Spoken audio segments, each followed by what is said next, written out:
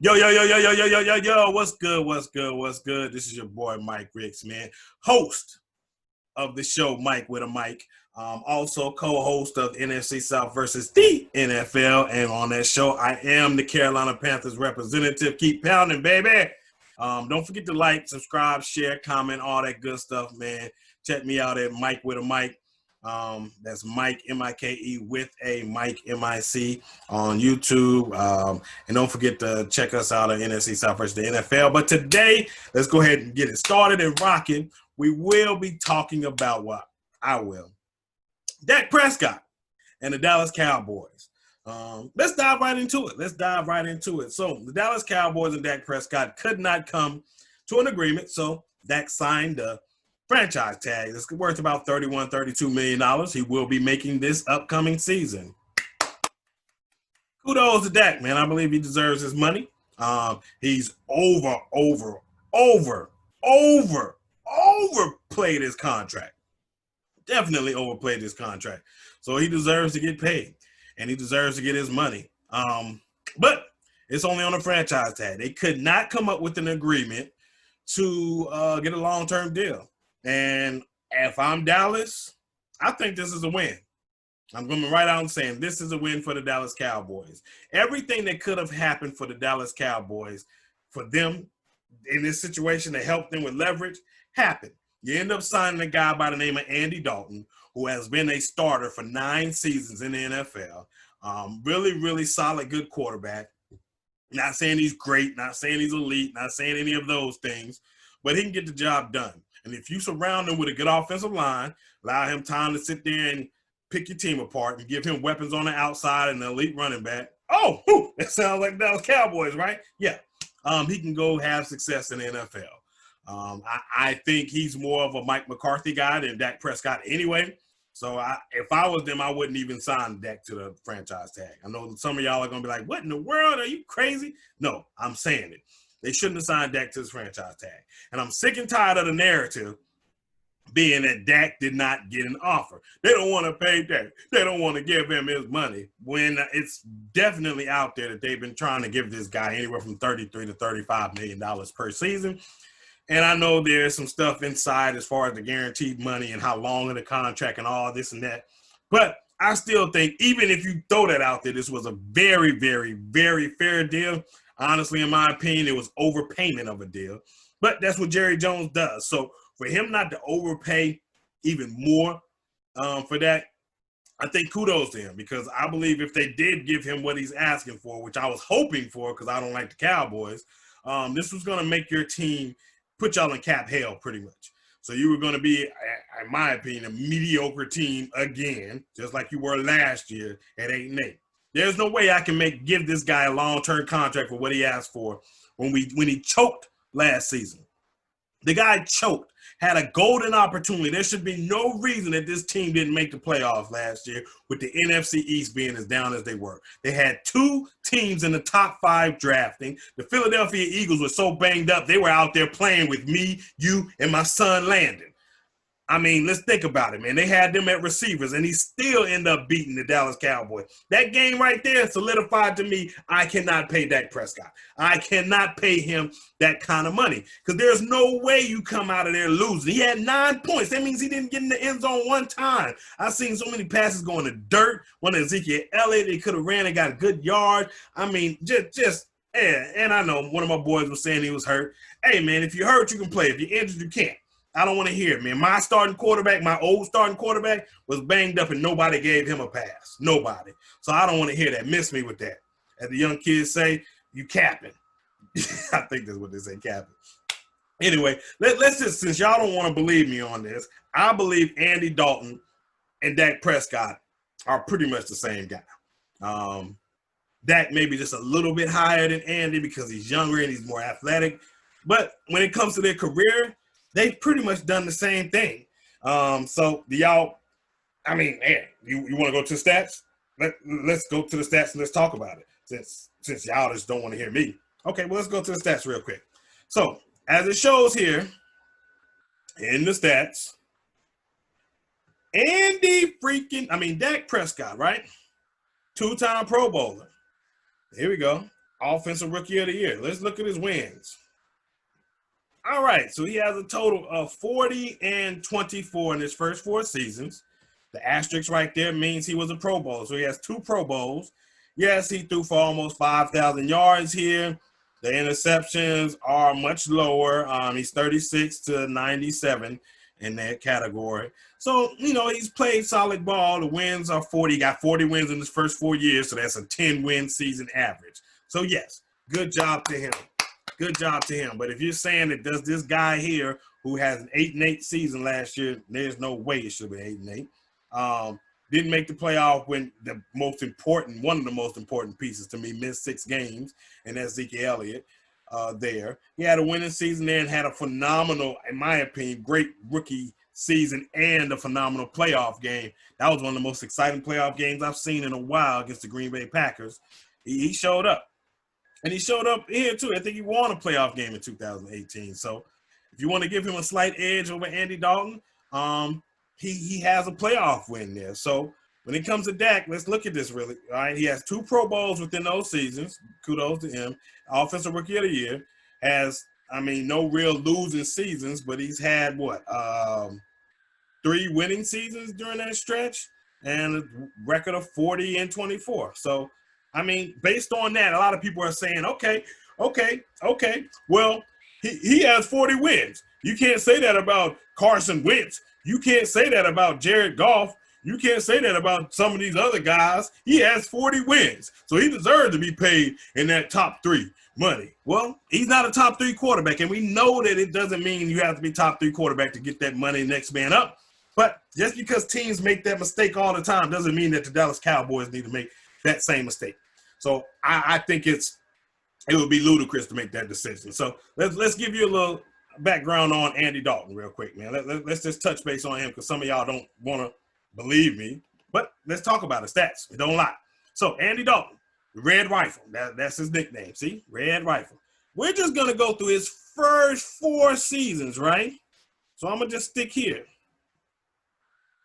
Andy Dalton, first 4 seasons. I'm going to highlight these so we can talk about them. All right? So that right there shows me a record of 40 wins. See that? 40 wins, 23 losses, and 1 tie. Who does that sound a lot like? 40 wins, 24 losses? Oh, it sounds a lot like Dak Prescott, right? Yeah, okay. Well, let's continue to move on. Dak Prescott threw 3,000 yards, 3 of his seasons, 1 time, almost 5,000, went over 4,000 1 time. Let's look here. Andy Dalton. Oh, very similar. You're talking about pretty much the same guy. Let's look. 2 Pro Bowls. 2 Pro Bowls during the same stretch. He didn't win Rookie of the Year because he had somebody by the name of Cameron Jarrell Newton he had to go up against. But the Red Rocket played pretty good ball his rookie season. Not great, but pretty good. And he continued to move on and get better and get better and get better as the years went on. So 27 years old at the time. And then he got paid. Did he get paid top 5 money when he got his contract? Absolutely not. Absolutely not. And then guess what happens? The next year, he goes 10-3, and they were balling. He gets hurt, and he couldn't make it and play in the playoffs. Know what happens in that situation. From that point on, he went down. So, Dallas, is this what you're saying that you want? You want this to happen to your team where you give your quarterback all this money, overpay for him, and you can't compensate for the rest of these guys. Is that what you're telling me? Well, other teams do it. Why can't we do it? Everybody else got paid. Well, let's think about these teams and their quarterbacks getting paid. Do they have a top 3 paid running back in the NFL? No, they don't. Do they have one of the highest paid left tackles? Some might, yeah, but no, most of them don't. They have a top 5 paid wide receiver? No, they don't. Do they have a top paid pass rusher? And second, I would say overall, the number 1 paid DN in the NFL? No, they don't. You can't pay everybody top 3, top 5 money on your football team and think that's a way to have success. It's not enough money to go around to do that. So it's not possible. What Jerry Jones did, in my opinion, is ultimate leverage. And it couldn't have played out any better for him. You got a guy that's the exact same guy, had the exact same production that you can place an argument with, in Andy Dalton as a backup quarterback for like $1 to $2 million. Now, I'm thinking it was $2 million. That's dirt cheap, right? So let's think about this in the draft. Then they had a guy who was arguably the best wide receiver coming out in this draft, right? In CeeDee Lamb, fall into their lap. So that gives whoever is going to play quarterback another weapon, meaning I have Zeke Elliott. Y'all really like Tony Pollard, even though I'm not a big fan of him. I got to see more. That gives you Gallup, who got over 1,000 yards last season. Amari Cooper, who got over 1,000 yards again last season. And then you got CeeDee Lamb. So that's a three-headed wide receiver monster with arguably one of the best running backs in the league. So you mean to tell me you have to have a guy that's paid top 3 at quarterback to execute that offense? You don't need it. You can apply that money in other places. And most Cowboy fans that I talk to talk about, well, it wasn't Dak's fault. The reason why we lost last year, it was the defense. It was the defense. That's what y'all say to me. It was the defense. It was the defense. All right? Well, if it was the defense, why not put that money towards the defense? Oh, it makes too much sense. And stop with the narrative about him not getting paid. He's been offered. He just thinks his value is more than what he's being offered, and he just didn't sign the contract. It's not the same thing as Kirk Cousins. The Redskins did not, well, excuse me, I don't want to call them Redskins because I'm part Native American as well, so I'm not going to do that. But the Washington, whatever their names are, did not, the Deadskins, let's call them that, did not pay or even give Kirk Cousins an offer. So it's totally different. Now, is that going to go off and get another contract? Absolutely. I think his days in Dallas are numbered. Unless he humbles himself and say, okay, let me take a more favorable contract that's best for this team and also is good for me. He want back pay for what he didn't get because he should have been a higher draft pick and he believed he outperformed those other guys. Well, if you think about it for a minute, Jared Goff, I know Jared Goff gets a bad rap, but outside of that rookie season, if you look at Dak Prescott's year 2, 3, and 4 versus Jared Goff's year 2, 3, and 4, Jared Goff is better. He has better winning percentage. Guess what he's also done? He's also led his team to a Super Bowl. Is that something Dak Prescott has done? Nope. Okay. So check. There we go. Well, let's talk about Carson Wentz. Well, Carson Wentz, what's another thing that he does that he's had? Yes, he hasn't been on the field. They call him Mr. Glass, all that kind of stuff. But what has he done? Or what does he have? Let me put it that way. A Super Bowl ring. Oh, but he wasn't a quarterback. He didn't win it. He couldn't stay healthy. He couldn't win it. Well, guess what? He was healthy enough to get them to where they need to get to. And honestly, he was the front runner for MVP. It just so happened he didn't get it. No, people don't want to hear that, but hey, you got to pay for what the guy does and what he can do. So he balled out, had a great season, and got injured. So he was part of that success. So you have to count that. He's a Super Bowl. He has a Super Bowl. It is what it is. Let's think about last year.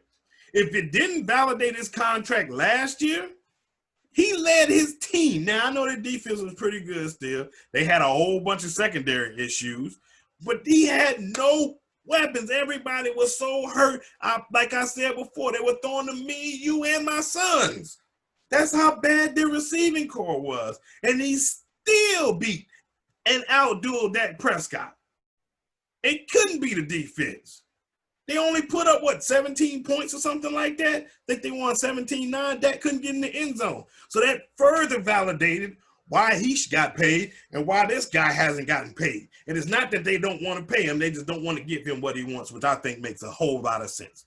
It makes a whole lot of sense. So to me, this is a no-brainer. Kudos to the Dallas Cowboys for making the right decision for your organization, not just right now, but moving forward. Because you know how to find guys diamond in the rough, man. Tony Romo, you found diamond in the rough. Dak Prescott, you found diamond in the rough.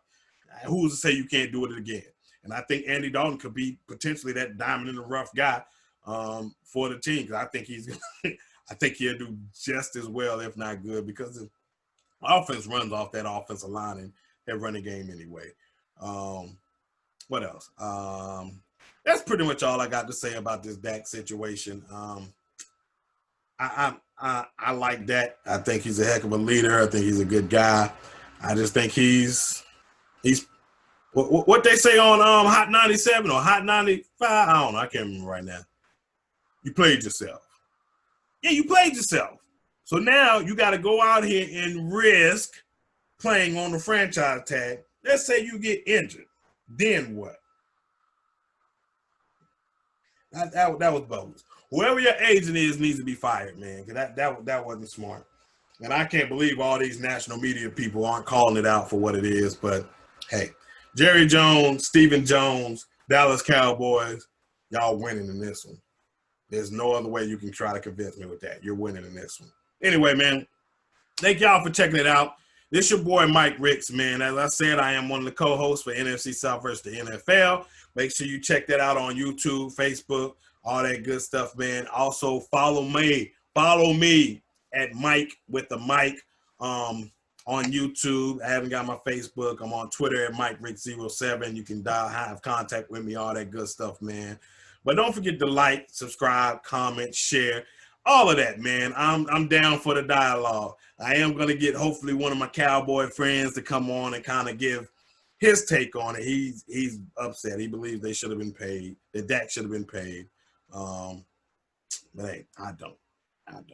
Anyway, thank y'all for the love. Thank y'all for the support. This your boy Mike Ritz, man, and I'm out.